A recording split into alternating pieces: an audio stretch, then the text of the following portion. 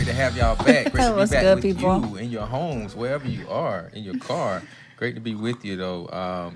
Once again, it's Speaking with Gravity, the Speaking with Gravity podcast. It's a mental health podcast. And I'm doing this today because It's a little cold. it's a little chilly in here. But this conversation gonna bring the heat, though. Right. We're We gonna bring the heat. We're not gonna get angry about it, right? No. That's not how we're gonna deal with that. We're not gonna be angry. That said, today we're talking about dealing with anger, right? How to deal with anger. So another great episode. We'll hop right into it. Do want to introduce ourselves to you once again. And I want to point out again, right, that this season is the first time that this trio has been before you, leading this podcast up. We've all made appearances before now, but now we're a thing, right? We're a group. We're together. So hoping that you enjoy this season. Hoping you enjoy all the great content that's brought to you. Once again, I'm your host, Joshua Williams. Hey, everybody. I am Hannah Williams. I am a mental health professional located out of Charlotte, North Carolina. Super excited to be a part of this trio. We're learning ourselves. We're here to learn, help other people grow as an individual and just as a community as a whole. My name is Terance Dawkins. I'm a licensed clinical social worker in Spartanburg, South Carolina, but also licensed in North Carolina. And I just love having mental health conversations or conversations surrounding around the mental health topic just because it helps spread awareness about mental health and helps heal communities. I think awareness is the biggest thing, right? Being aware of mental health issues, mental health occurrences, things that we might think are not so common, right? We might think, hey, I'm the only person that's dealing with this. I'm one of few, and we may be one of many, right? So it's important to have a platform like this where we put these things out in the open, right? So we talk about them, increase that awareness, and just let you know that you're not alone in your struggle. You are not alone. And one common emotion that all of us humans experience is anger. And that can be seen in different forms, different severities, different levels. And anger is so powerful. It's so powerful if we allow it to be. Most certainly. And I think so. The episode today is about dealing with that anger, right? How do we deal with that anger? I think that a lot of times, y'all back me up on it. Y'all let me know I might be wrong, but I feel as though people, one reason that anger stays as prevalent as it is people use anger, right? Sometimes to deal with their challenges, to deal with their problems, to deal with things that come up. I feel like people use it, right? I feel like they feel like that's why anger is there, right? So that I can use it to get over. What about what y'all think? Yeah. I think, okay, here it goes. Here we go. So my thing is, and I'll speak to, and this could be within, family relationships, friendships, or intimate relationships, but I think people use anger because, number one, they've seen it be used as a way to communicate. Growing up, or they see it just within their communities or somewhere they see it. And then what happens is they associate it with anger, or using anger means I'll be heard. And so in order for you to listen to me, in order for me to get my point across, I got to yell, I got to become frustrated, I got to become angry. And then if you become angry, I got to be even more angrier than you are in order to get my point across. And they probably learned that behavior from some particular place. What I'm hearing is that sometimes that emotion of anger can feel like a competition. Who's the maddest, or who can show the most anger, who can speak the loudest or yell the loudest, who can be the most violent. And that competition is so unhealthy, but it's not rooted in a place of right now. This comes from generations or different patterns of anger being passed down, and we may even inherit a sense of anger from our environment or from the people around us. But how do we deal with that? How do we manage it? And more so, how do we control it so that we express anger in a healthy way? Yeah. I want to touch on how do we manage it? How do we control it in a healthy way? I think that's really important. But, you said something about community. I think you said, Hannah, or something to that effect. You have to be, I I think you have to be careful. I want to say almost what you.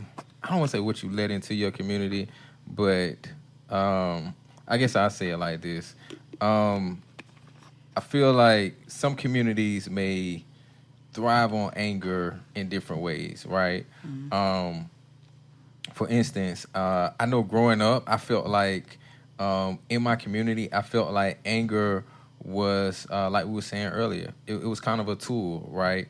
And the angriest person in the neighborhood or the angriest looking person on the block, if you could look scary, if you could look angry, then, you know, maybe that'll tell people that you're tough, or it'll say different things about you. And I think, like, in our communities, like, we have to really combat that, right? Or we risk our communities becoming angry places, right? Because angry people make angry places, right? I think in addition to people using anger as, like you said, a form of competition in relationships, I also think it's more of like a survival technique as well. So if I become angry, you know not to mess with me. That's it. So, and especially, like, let's say, in a community where anger is the norm. If I show anything less than anger, frustration, irritability, then they're going to say, oh, you soft. Oh, you weak.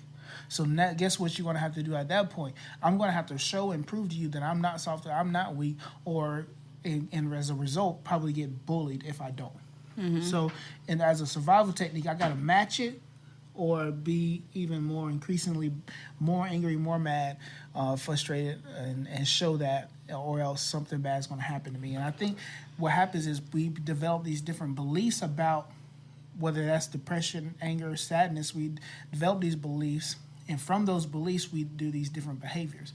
So again, the belief is I have to be angry in order for me to survive.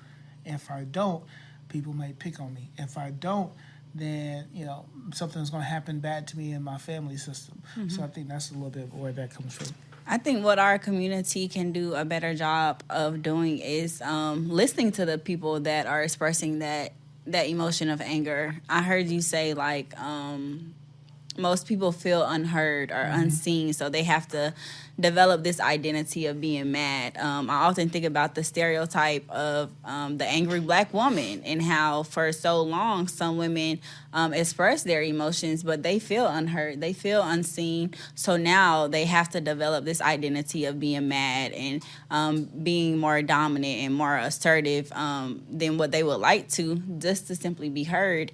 And this can be seen across the board. It can be seen in men as well. It can be seen in children. The one child in the class that always acts up and misbehaves, they crave that attention. They just really want to be heard while expressing those internal feelings. So how can we hear and listen and understand those individuals? I think that's very important to recognize, and it starts with yourself. So is it safe to say that a lot of times anger is the effect and not always the cause of certain behaviors? Like, I'm not acting out just because I'm angry, right? It's not just the cause. There's a root cause that comes before that. You know, there's a reason for me being angry. And so when you see that behavior, when you see me fighting, it's not because I'm this angry child or whatever. Maybe it's because I'm not getting something, right? I often think of the analogy of a tree. So when we see a tree, we see the trunk of it, the leaves, the stems. However, we do not see the roots.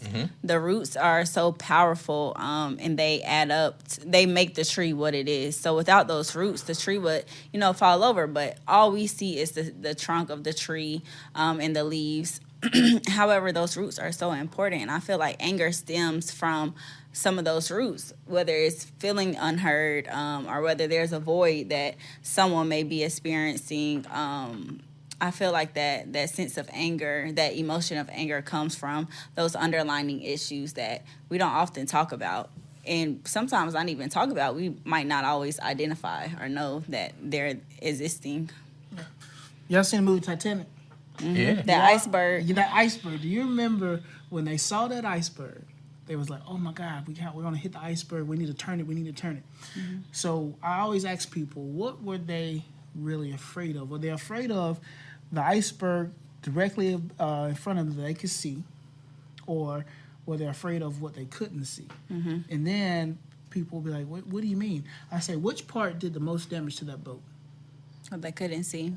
The part they couldn't see, the part that was up under the water, that's the part that pretty much punctured the boat and all the water came flooding in, and that's when it sunk. So I tell people it's not about what you see. Anger is the outward expression. Yeah. But like you said, the roots, the underlying thing could be, I'm hurt because this person did this, or I'm frustrated, I'm sad, I'm disappointed, but that all comes out as anger. And people, I feel like, learn that from somewhere, that in a way to experience or to express these other emotions, it has to come out as anger. All right.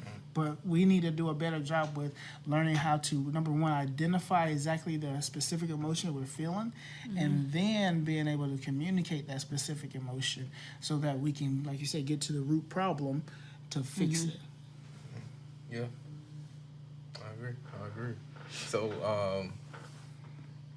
I think y'all both brought up really great points, and thinking about, so how do we deal with anger? I mean, I know that those underlying issues, right, we have to address them, but for someone who's on their journey, right, their healing journey, and they're addressing some of those underlying issues, but also, they still have the effect there. The anger is still there. How do they, what are some good strategies for dealing with that anger, though? Think about identifying different coping skills, whatever that is for someone. That could be listening to music. Like for me, it's like I said before in a previous episode, it's riding my motorcycle just because I feel free and I feel like I can clear my head. But listening to music, reading a book, playing video games, spending time with friends outside of maybe what has gotten you angry or upset about, spending time with family. People say do pretty much just do anything that's going to take your mind away from what you're angry at, because you can't focus on two things at once. So if your mind is completely focused on having a conversation with friends, you ain't gonna be thinking about what's angry, unless you and your friends decide to talk about it, and that just would be crazy. But if I'm just really listening to the lyrics of a song, my mind's not focused on what made me angry. So doing something that you enjoy, but really putting yourself fully into the activity or with that person, that's how you probably can deal with anger. Yeah, I just want to feedback off of that a little bit. What I'm hearing you say is that we just have to release that anger. And in my personal experience, sometimes I got so used to releasing that anger in a negative way, and masking that anger, that it wasn't until I learned how to release it in a healthy way that I'm like, wow, this actually feels good. I'm so used to being, resorting to maladaptive things to release anger versus releasing it in a healthy way, like you mentioned, listening to music, exercising. That can look like different things, different forms. Some people do yoga. Some people do a more aggressive form of exercising, such as lifting weights. But I think the key here is finding your niche, finding that hobby that allows you to release that anger, and understand it in a healthy way. So let me ask y'all something. So I do feel like there's a difference between rage and anger.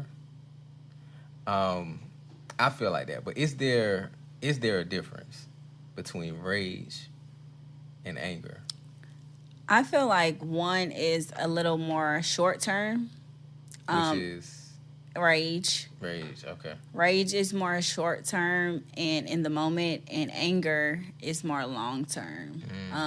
In my perspective, in my opinion.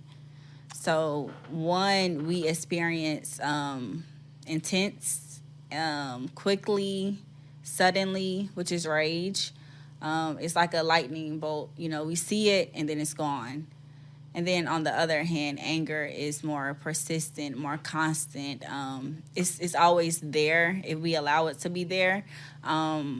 But it can come on and impact us just as quickly as rage can, but it's persistent. So I think that's the difference to me. Yeah, I think rage is impulsive.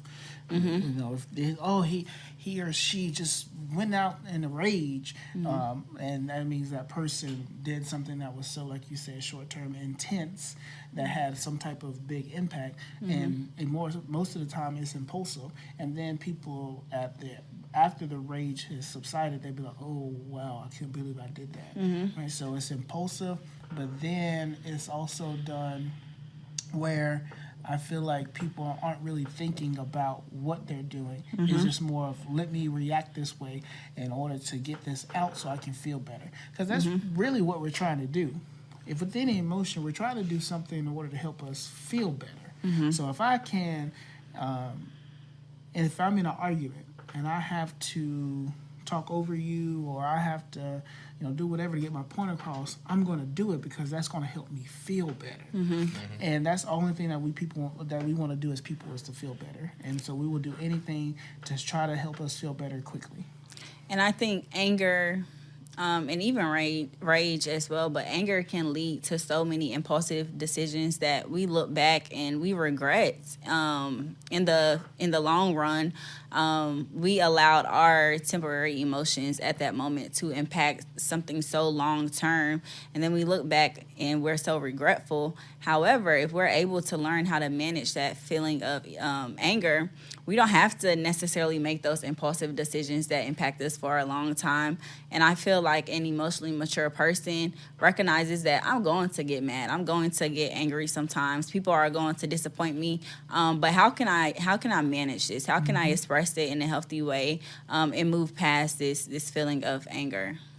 Do y'all feel like that voice inside of your head is a real thing? Yeah, I think we don't. I think a lot of times we don't listen to that voice inside our head, because that voice could tell you need to act out of anger or rage, but a voice could also tell you, yeah, you probably need to calm down. But we don't really, because I think we have. I'm not really going to get into the whole therapy part of it, but when we have these conversations, we really need to listen to that inner voice sometimes, like both sides of it, because you have a part of you that wants to act out into a rage, but then you'll also have a part of you that wants to calm down and relax.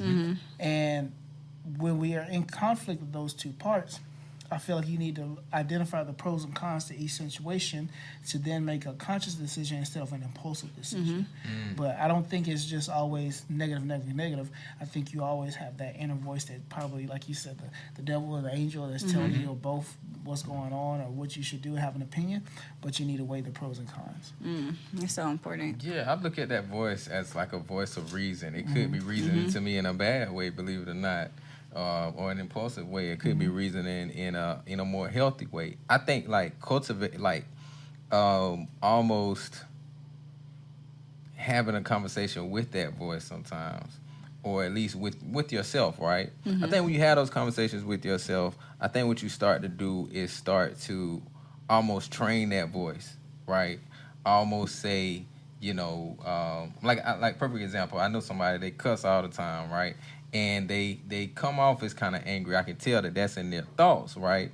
And so then in those situations, when they've said things to me in private, and then they get mad with someone, I hear them say those same things, right, that they were thinking out in private to me. So that lets me know that voice of reason inside their head is prone to reacting in that certain way. But what I try to tell them is, when you get by yourself, work on that. Work on how you speak to yourself, right? Work on how you speak to yourself, reflect on that. And then when you're put in those situations, maybe that voice of reason, right, would take a different perspective, right? Would be more positive. I mean, that's my hope, right? I know that's something that's worked for me. So do you think that you can, I guess you can kind of train that voice of reason? Yeah. I think it takes practice. Yeah. it takes practice, and you even mentioned this, but it takes practice watching our tone of voice. It takes practice. If we grew up in an environment where we always saw everyone around us yelling at each other within our household just to communicate, get me the remote, or that's that voice. you know, that is how we're conditioned and how we're going to communicate. It takes practice to recognize I'm yelling over a remote right now when I can simply say, hey, can you pass me the remote? That takes practice, and it's not easy, but you have to be so cognitive and remind yourself to hold yourself responsible to practice those things. Something else I could think of is not just watching your tone of voice, but watching your choice of language. So if you're used to cussing or cursing when you're mad, how can I change these things, these patterns and behaviors that I'm used to doing in order to become a better and healthier version of me? So I think it just takes practice, which is not easy, but it's needed.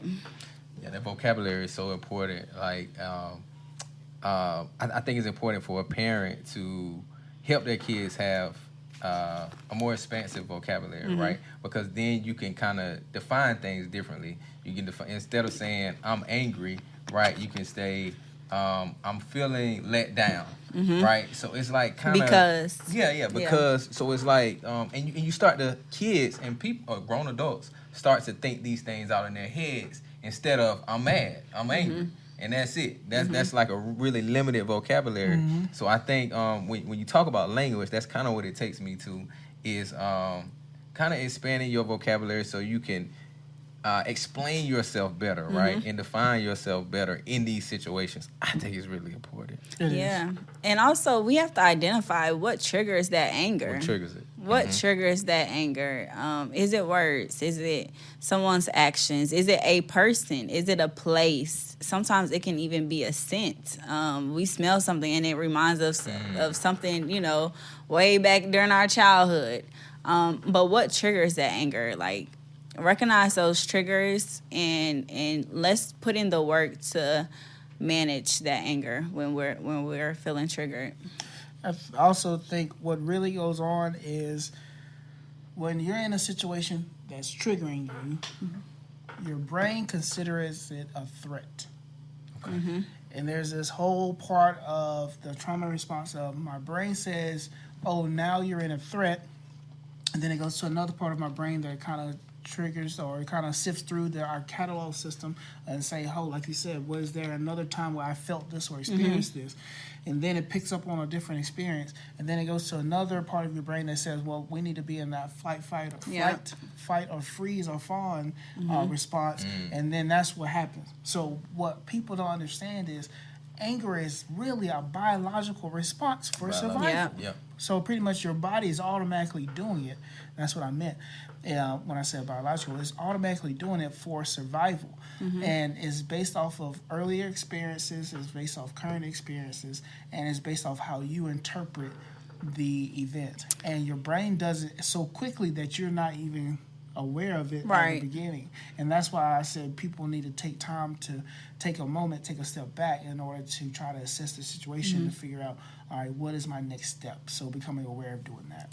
And I think the sooner we're able to condition ourselves to manage our anger in a healthier way, the sooner we're able to flourish. So if a child is taught from birth how to express their emotions and how to express and control their anger, they're going to grow into a teenager and adult that is able to do the same. However, if we have spent our entire lives expressing our anger in a negative way, it's going to take even more work in the long run.